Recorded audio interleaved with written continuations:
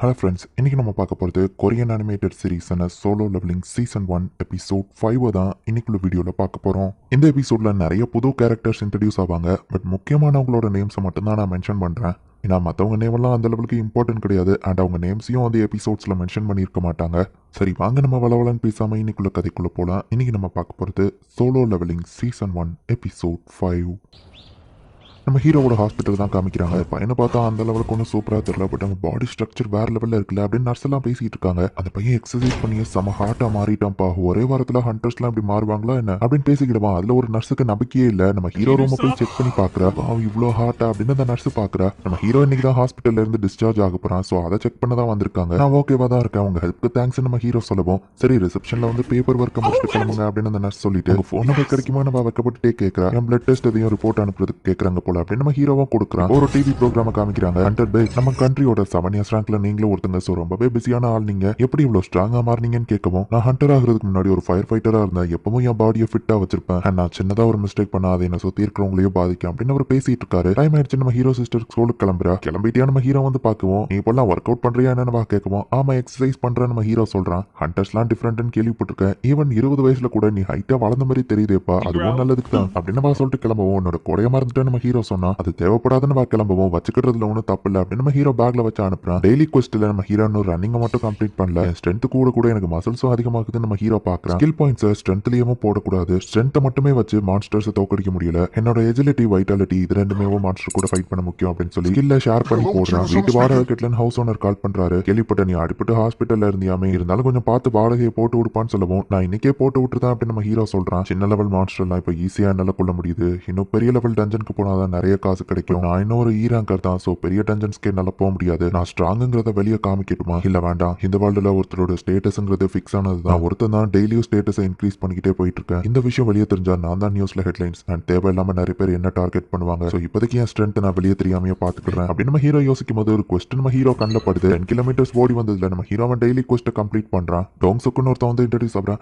ஹே, நீ அந்த ஈரங் ஹண்டர் தானே? இவன் ரொம்ப பாப்புலர்ப்பா, ஹியூமன் கைண்டோட வீக்கஸ்ட் ஹண்டர். நம்ம ஹீரோவை பார்த்து சொல்லுவோம். அப்படிலாம் பேசி சிரிக்காதீங்க அப்படின்னு அந்த டோங்ஸுக்கு சொல்லிட்டு முதல்ல இந்த கான்ட்ராக்ட்ல சைன் பண்ணுன்னு கொடுக்குறாரு. உள்ள என் உயிருக்கு என்ன ஆனாலும் கூட வரவங்க பொறுப்பு இல்லை அப்படின்னு நம்ம ஹீரோ கையெழுத்த போட்டு கொடுக்குறான். சீராங் டஞ்சனுக்குள்ள என்ட்ரு ஆகணும்னா அட்லீஸ்ட் 8 பேராச்சும் இருக்கணும். மினிமம் ரெக்யர்மெண்ட்டை ஃபுல்ஃபில் பண்றதுக்கு தான் ஒன்னே இதுல கூப்பிட்டுருக்கு அப்படின்னு டோங்ஸுக்கு சொல்றான். 2 சி ரேங்க் ஹண்டர்ஸும் 4 டி ரேங்க் ஹண்டர்ஸும் இருக்கிறது நம்ம ஹீரோ நோட்டீஸ் பண்றான். மான்ஸ்டர் கூட ஃபைட் பண்ண தேவையில்ல, உன்னோட வேலை எங்க பேக் எல்லாம் தூக்கிட்டு வர்றது. வெளியே வந்த அப்புறம் உனக்கு நான் 2 மில்லியனை தந்துருவேன் அப்படின்னு நம்ம சொல்றான். ஃபைட் பண்ணாம சம்பாதிக்கிறது நல்ல ஆஃபர் தான் சொல்லவும் நம்ம ஹீரோவோ சரின்னு சொல்றான். ஆனா நம்ம ஹீரோக்கு ஏதோ ஒன்று தப்பா படுது. இப்போ நம்ம ஹீரோவோ கான்ட்ராக்ட்ல சைன் பண்ணி கொடுக்குறான். உங்களை மாதிரியே தாங்க நானும் கோட்டாவை ஃபுல்ஃபில் பண்ண தான் வந்திருக்கேன். அண்ட் இதுதான் என்னோட ஃபர்ஸ்ட் ரைடு. என் பேரு ஜின்ஹோ அப்படின்னு ஒருத்தன் வந்து நிக்கிறான். எல்லாம் இவ்வளோ ஃபேன்சியா வச்சிருக்கான் அப்படின்னு நம்ம ஹீரோ பார்க்கறான். நம்ம ஹீரோ அண்ட் இந்த ஜின்ஹோ இவங்க 2 பேருக்குமே சீரங் டஞ்சனுக்குள்ள போறதுக்கு தான் ஃபர்ஸ்ட் டைம். ப்ரோ, நான் உங்களோட வயசு கம்மி தான். ஸோ நீங்க என்ன பேர் சொல்லி கூட கூப்பிடலாம், ஓகேவா? சுத்தி இருக்கிற இந்த பில்டிங் கன்ஸ்ட்ரக்ஷன் இருக்கு, இதோட மெயின் ஆள் வந்து காசை வாங்கிட்டு வெளியூருக்கு ஓடி போயிட்டாரு. ஆமா, நான் தேவையில்லாம ஏதோ பேசிட்டு இருக்கணும் அப்படின்னு ஜிஹோ கேட்கறான். இந்த கேட்டோட சைஸ் பார்த்தா இது ரொம்பவே பெருசா இருக்கு. இது சீரங் டஞ்சன் தானே அப்படின்னு சொல்லி ஜின்ஹோ கேட்கறான். கேட் எவ்வளவு பெருசுங்கிறது முக்கியம் இல்ல, அதுக்குள்ள இருக்கிற மானா லெவல தான் மெஷர் பண்ணி அந்த டஞ்சன் கால லெவல அனௌன்ஸ் பண்ணுவாங்க. ஸோ ஹண்டர் அசோசியேஷன் இதை மெஷர் பண்ணி சீன் கொடுத்துருக்காங்கன்னா அது கரெக்டா தான் இருக்கும் நம்ம ஹீரோ சொல்றான். சரி வாங்க எல்லாரும் போலாம் அப்படின்னு டோன் சர்க் சொல்லுவோம். நீங்க என் பின்னாடியே வாங்க, நான் உங்களை ப்ரொடெக்ட் பண்றேன் அப்படின்னு சொல்லி ஜின்ஹோ சொல்றான். உள்ள லைட் இல்லன்னு உடனே கூட வரவன் லைட் மேஜிக்கை யூஸ் பண்றான். டார்க்கான ட்ரங்கல பார்க்கும்போது அந்த டெம்பிளுக்கு போனதான் ஞாபகம் வருது அப்படின்னு நம்ம ஹீரோ யோசிக்கிறான். ஜின்ஹோ அந்த க்ளோ ஸ்டோன் ஏதோ சொல்றாங்களே அது என்ன அப்படின்னு ஜிஹோ கேட்கவும், இந்த மாதிரி டஞ்சனுக்குள்ள அந்த க்ளோ ஸ்டோன் தான் சுத்தி ஒரு லைட்டை கிரியேட் பண்ணு நம்ம ஹீரோ சொல்லுவோம். மான்ஸ்டர் கிட்ட இருந்து கிடைக்கிற எசன்ஸ் ஸ்டோன், டஞ்சனுக்குள்ள இருக்கிற மானா ஸ்டோன், அது போக இந்த க்ளோ ஸ்டோன் மொத்தம் 3 ஸ்டோன் டஞ்சனுக்குள்ள கிடைக்குமா அப்படின்னு ஜின்ஹோ பாக்குறான். மான்ஸ்டர் வர்றதை நம்ம ஹீரோ சென்ஸ் பண்றான். மத்தவங்களுக்கும் மான்ஸ்டர் வர்ற சவுண்ட் கேக்குது. இது கண்டிப்பா ஒரு இன்செக்ட்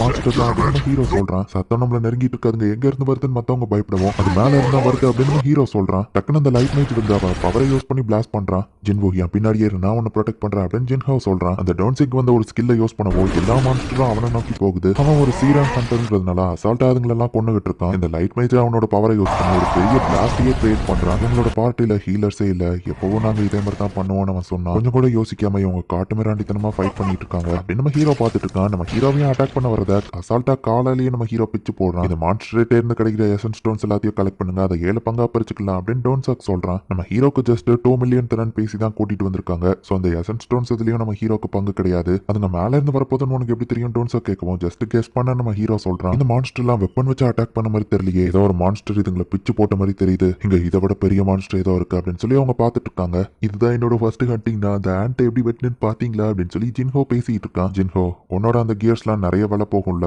பின்னாடியும் ஒரு கண்ணை வச்சுக்கோ, ஜாக்கிரதையாரு அப்படின்னு நம்ம ஹீரோ சொல்றான். ஒயிட் டைகர் ஹண்டர் அசோசியேஷனை காமிக்கிறாங்க. எஸ்ராங் ஹண்டர் பேக்யோங் ஹோ தான் இதோட கில்ட் மாஸ்டர். ஜஸ்ட் ஒரு பஞ்ச்லயே அவன் ஒரு பெரிய பாறையவே அசால்ட்டா உடைக்கிறான். அப்புறம் எஸ்ராங் ஹண்டரோட ஸ்ட்ரென்த் என்னன்னு இதுல நமக்கு காமிக்கிறாங்க. நம்ம ஹீரோவோட டீம் இங்க முன்னேறி போய்கிட்டே இருக்காங்க. அந்த பேக் ரொம்ப வெயிட்டா இருக்கு, தூக்கிட்டு வர கஷ்டமா இருந்தா என்கிட்ட வேணா கொடுங்க அப்படின்னு சொல்லி ஜின்ஹோ சொல்றான். பரவாயில்ல இருக்கட்டும் நம்ம ஹீரோ சொல்றான். சீரங் டஞ்சனுக்குள்ள என்ட்ரு ஆகிறதுக்கு எப்பவும் 8 பேர் தேவை. இவங்க குரூப்ல வெறும் 6 பேர் தான் இருக்காங்க. அண்ட் எப்பவும் ஹீலர்ஸே இல்லாம நாங்க என்ட்ரு ஆயிருக்கோம் வரை இவங்க சொல்றாங்க. ஏதோ தப்பா இருக்கிற மாதிரி தோணுது. நம்ம ஹீரோ யோசிச்சுட்டே வந்துட்டு இருக்கான். வேற ஏதோ ஒரு மான்ஸ்டர் முன்னாடி இருக்கிற மான்ஸ்டர்ஸ் கொண்டு போட்டு வச்சிருக்கு. கண்டிப்பா அதுதான் பாஸா இருக்கும்னு நினைக்கிறேன். அதை தேடி வாங்க போலாம் அப்படின்னு இவங்க போகும்போது வெயிட் பண்ணுங்க, முன்னாடி கொஞ்சம் லைட் அனுப்பு அப்படின்னு சொல்லி டோங் சாக் சொல்றான். அந்த லைட் மேஜும் லைட்டை முன்னாடி அனுப்புறான். பார்த்தா ஒரு ஸ்பைடர் வெப்ஸா அந்த இடத்துல இருக்கு. இதுதான் பாஸோட சேம்பர் நினைக்கிறேன். சோ எல்லாரும் கேர்ஃபுல்லா வாங்க அப்படின்னு அவங்க பேசிக்கிட்ட உள்ள போய் பார்த்தா அந்த இடம் ஃபுல்லா நிறைய மானா கிறிஸ்டல்ஸ் இருக்கு. எசன் ஸ்டோனை விட மானா கிறிஸ்டலுக்கு ரேட் கம்மி தான். பட் இவ்வளவு ஹானா இருக்குன்னா கண்டிப்பா இதை வச்சு பில்லியன்ஸ்ல சம்பாதிக்கலாம். அண்ணனை விட போய் இதை வச்சு நான் பாப்புலர் ஆவேன் அப்படின்னு சொல்லி டோங் சாக் பார்த்துட்டு இருக்கான். ஜின்ஹோ கான்ட்ராக்ட் பேப்பரை கொஞ்சம் கூட அப்படின்னு சொல்லி ஜின்ஹோ கேட்டுட்டு அக்ரிமெண்ட் படி எசன் ஸ்டோன்ஸ் மட்டும்தான் அவனுக்கு பங்கு கிடையாது. மானா ஸ்டோன்ஸ் மான்ஸ்டர் கூட ஃபைட் பண்ணாம தான் நமக்கு கிடைக்குது. சோ இதை நம்ம 8 பங்கா போடணும் அப்படின்னு ஜின்ஹோ சொல்றான். ஓ தாராளமா இது அவனுக்கும் சேர்த்து பங்கு கொடுத்துட்டா போச்சு. அங்க பாருங்க அதுதான் பாஸ் மான்ஸ்டர் நினைக்கிறேன். நல்ல வேலை அது தூங்கிட்டு இருக்கு. நம்ம அந்த பாஸை கொண்டுட்டோம்னா அந்த டஞ்சன் க்ளோஸ் ஆயிரும். அதுக்கு முன்னாடி இந்த மானா கிறிஸ்டலை கலெக்ட் பண்ணணும்னு சொல்லுவோம். சாரி ஸ்டோனை வெட்டி எடுக்க வேண்டிய டூல்ஸ் நான் வெளியே வச்சுட்டு வந்துட்டேன் அப்படின்னு சொல்லுவோம். சரி அப்ப நாங்கெல்லாம் போய் டூல்ஸ் எடுத்து வந்துட்டோம், நீங்க 2 பேரும் இங்கே இருங்கன்னு டோன் சாக் சொல்றான். டி ரேங்க் இவர் இ ரேங்க், நாங்க எப்படி இங்க தனியா இருக்கு அப்படின்னு ஜின்ஹோ கேட்கவும் அந்த மான்ஸ்டர் தூங்கிட்டு தான் இருக்கு. சோ எந்த கவலையும் இல்ல, சத்தம் போடாம இருங்க, ஒன்னும் பிரச்சனை இல்ல. இப்பதான் ஃபர்ஸ்ட் டைமா ரைடுக்கு வந்திருக்க, உனக்கு ஒன்னும் தெரியல. ஜின்மோவும் ஃபர்ஸ்ட் டைமா இப்பதான் ஒரு சீரங் டஞ்சனுக்கு வந்திருக்கான். இதெல்லாம் இங்க சகஜம் தான் அப்படின்னு சொல்லிட்டு டின்சாக் அங்க இருந்து வெளியே போயிருக்கான். எக்ஸ்பீரியன்ஸே இல்லாத எங்க 2 பேரும் இங்க தனியா விட்டுட்டு போறது சரியா படலையே அப்படின்னு நம்ம ஹீரோ பாக்குறான். அந்த வழியை மூடிருங்க அப்படின்னு டின்சாக் சொல்றான். லைட் மேஜ் என்ட்ரன்ஸை வெடிக்க வச்சு மூடிட்டான். அவனுக்கு துரோகம் பண்ணிட்டானுங்க அப்படின்னு சொல்லி ஜின்ஹோ பாக்குறான். டஞ்சனுக்குள்ள மான்ஸ்டர் கூட ஃபைட் பண்ணி நிறைய பேர் இறந்து போவாங்க. சில கேட்டவங்க அதையே தனக்கு சாதகமா பயன்படுத்திக்கிட்டு ஹியூமன்ஸே டஞ்சனுக்குள்ள வச்சு ஹியூமன்ஸை கொல்லுவாங்க, நீ ஜாக்கிரதையா இரு அப்படின்னு சாங் சொன்னது நம்ம ஹீரோ யோசிச்சு பாக்குறான். மானா கிறிஸ்டல்ல உங்களுக்கும் பங்கு கேட்டதுக்கு இப்படியா பண்ணுவானுங்க அப்படின்னு சொல்லி ஜின்ஹோ பாக்குறான். அவனுங்க அதுக்காக இதை பண்ணல, முதல்ல அவனுங்க எப்படா நம்மள கொல்லலாம் தான் இருந்தானுங்க. அதை விட பெரிய பிரச்சனை இந்த பாஸ் எந்திரிச்சிருச்சு அப்படின்னு நம்ம ஹீரோ பாக்குறான். ஸ்கேப்பாக அங்க ஒரு வழி இருக்கு, மேபி அந்த டீம் அது வழியா தான் உள்ள வருவாங்கன்னு நினைக்கிறேன். சீரங் பாஸா அப்படின்னு நம்ம ஹீரோ பார்த்துட்டு இருக்கான். என் பின்னாடியே நின்னுக்கோங்க, நான் சொன்ன முறையே முடிஞ்ச அளவு உங்களை ப்ரொடெக்ட் பண்றேன் அப்படின்னு ஜின்ஹோ ஃபைட் பண்ண ரெடியா நிற்கிறான். அந்த ஜெயண்ட்டை கம்பேர் பண்ணும்போது இதெல்லாம் ஒண்ணுமே இல்லை அப்படின்னு நம்ம ஹீரோ யோசிச்சுட்டு நீ பின்னாடி நான் ஃபைட் பண்றேன், இந்த மான்ஸ்டர் எனக்கு தான் சொந்தம் அப்படின்னு நம்ம ஹீரோ சொல்றான். இந்த இடத்துல இந்த எபிசோட் முடியுது. அந்த சீரங் ஹண்டர்ஸ் எதுக்காக நம்ம ஹீரோவையும் ஜின்ஹோவையும் உள்ளே விட்டுட்டு போனாங்க அப்படிங்கிறது இப்போ உங்களுக்கு புரியலைனாலும் நெக்ஸ்ட் எபிசோட்ல எல்லாத்தையுமே டீட்டெயிலா உங்களுக்கு சொல்லியிருப்பாங்க. அண்ட் நெக்ஸ்ட் எபிசோட் வேற லெவல்ல சூப்பரா இருக்கும். ஸோ மிஸ் பண்ணாம பார்த்து என்ஜாய் பண்ணுங்க. அண்ட் உங்களுக்கு இந்த வீடியோ பிடிச்சிருந்தது அப்படின்னா லைக் பண்ண அப்படி மறக்காம நம்ம சேனலை சப்ஸ்கிரைப் பண்ணிருங்க. தேங்க்யூ ஃபார் வாட்சிங். பாய் கைஸ், நெக்ஸ்ட் எபிசோட்ல மீட் பண்ணலாம்.